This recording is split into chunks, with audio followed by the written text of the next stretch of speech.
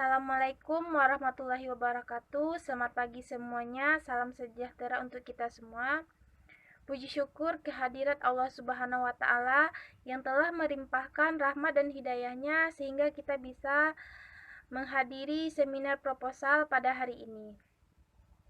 Perkenalkan, saya Rani Kurnia. Saya dari jurusan Ekonomi Pembangunan, Fakultas Ekonomi dan Bisnis.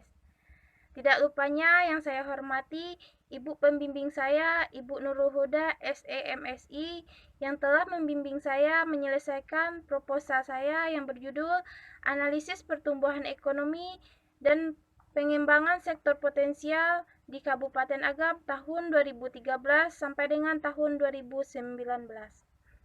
Baiklah, pada seminar hari ini saya akan membahas tentang pendahuluan dan metodologi penelitiannya. Yang kita bahas pertama adalah pendahuluannya, yaitu yang pertama latar belakang. Pembangunan adalah suatu rangkaian gerakan perubahan menuju arah kemajuan. Perubahan tersebut juga berarti sebagai rangkaian usaha dan kegiatan yang dimaksud untuk mencapai keadaan lepas landas atau keadaan yang penuh dengan dorongan ke arah kematangan. Pembangunan untuk negara berkembang seperti Indonesia lebih ditekankan kepada pembangunan ekonomi, karena dengan pembangunan ekonomi akan mendorong pembangunan pada bidang lainnya. Pembangunan daerah merupakan subsistem dari pembangunan nasional dan merupakan bagian yang tidak dapat dipisahkan dari pembangunan nasional. Salah satu tolak ukur adanya pembangunan ekonomi daerah yaitu adanya pertumbuhan ekonomi daerah. Dalam usaha meningkatkan ekonomi daerah, perlu diketahui sumber daya atau potensi suatu daerah yang dapat diharapkan berkembang secara optimal. Pembangunan ekonomi daerah merupakan suatu proses di mana pemerintah daerah dan masyarakat mengelola sumber daya yang ada dan membentuk suatu pola kemitraan antara pemerintah daerah dan sektor swasta untuk menciptakan suatu lapangan pekerjaan baru dan merangsang perkembangan kegiatan ekonomi atau pertumbuhan ekonomi dalam wilayah tersebut. Potensi kekuatan ekonomi tidak hanya dilihat dari sumber daya alam, namun juga dari sumber daya manusia. Melimpahnya sumber daya manusia bisa menjadi potensi dan sekaligus menciptakan peluang pasar yang mampu menggerakkan perekonomian seperti yang saya teliti pada saat ini, yaitu Kabupaten Agam. Yang kedua, rumusan masalah. Yang pertama, sektor-sektor ekonomi apa yang menjadi sektor basis dan non-basis di wilayah Kabupaten Agam. Yang kedua, sektor-sektor ekonomi apa yang paling strategis dan potensial untuk dikembangkan sebagai penunjang pertumbuhan ekonomi di Kabupaten Agam. Yang ketiga, sejauh manakah keterkaitan Kabupaten Agam dengan daerah-daerah sekitar sehingga saling menunjang pertumbuhan ekonominya. Yang ketiga, kita masuk pada tujuan penelitian. Yang pertama, untuk mengetahui sektor-sektor ekonomi apakah yang menjadi sektor basis dan non-basis di wilayah Kabupaten Agam. Yang kedua, untuk mengetahui sektor-sektor ekonomi apa yang paling strategis dan potensial untuk dikembangkan sebagai penunjang pertumbuhan ekonomi di Kabupaten Agam.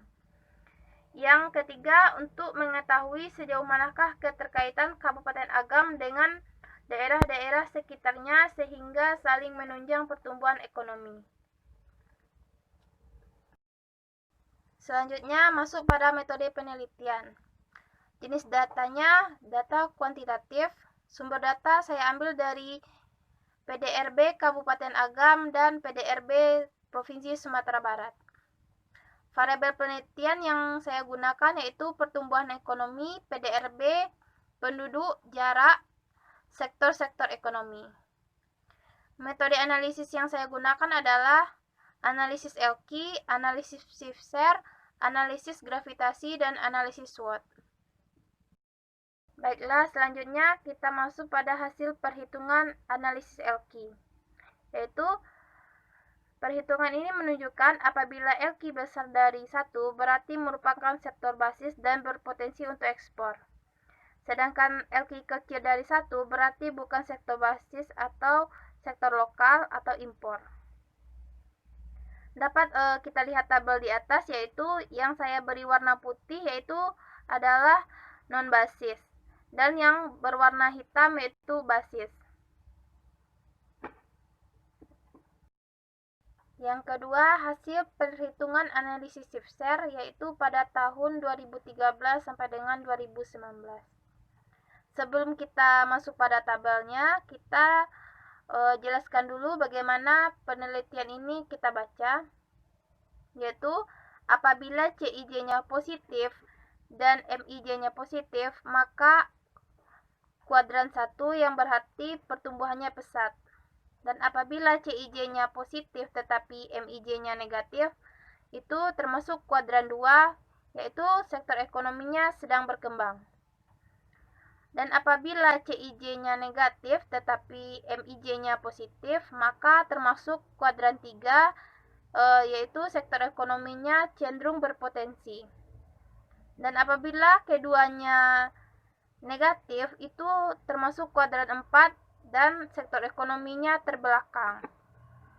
Dapat kita lihat pada tabel di atas, yang termasuk pertumbuhannya pesat adalah sektor ekonomi pada pengadaan listrik dan gas, konstruksi, transportasi dan pengudangan, informasi dan komunikasi, jasa pendidikan dan jasa kesehatan, kegiatan sosial, dan jasa lainnya.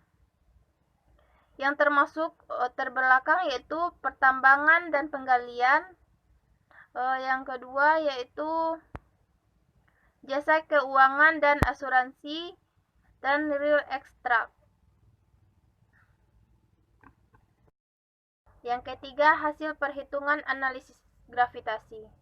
Sebelum saya menjelaskannya, saya akan menjelaskan dulu data yang saya gunakan pada analisis ini, yaitu data jumlah penduduk dan jarak antara Kabupaten Agam dengan daerah di sekitarnya. Pada tabel di atas tercermin bahwa yang paling kuat interaksinya dengan Kabupaten Agam adalah Kabupaten Pasaman Barat dengan nilai rata-rata sebesar 80.084,7. Dan yang kedua, interaksinya dengan Kabupaten 50 Kota dengan nilai rata-rata 80.417,6. Dan yang ketiga, interaksinya dengan Kota Bukit Tinggi dengan nilai rata-rata sebesar 22.682,7. Dan yang keempat, interaksinya dengan Kabupaten Padang Pariaman yaitu dengan nilai rata-rata sebesar 23.785,3. Yang terakhir yaitu analisis SWOT. Pada analisis ini kita akan membahas yaitu strategi SO, yaitu bagaimana kita memanfaatkan potensi untuk meraih peluang. Yang kedua yaitu strategi ST, yaitu memanfaatkan potensi untuk menghadapi tantangan. Yaitu yang ketiga strategi WO, yaitu bagaimana kita mengatasi kelemahan untuk meraih peluang. Yang keempat, strategi WT yaitu meminimalkan kelemahan untuk bertahan dari ancaman yang ada.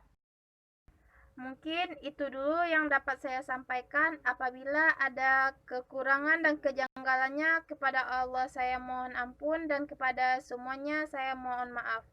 Saya akhiri dengan membacakan wassalamualaikum warahmatullahi wabarakatuh.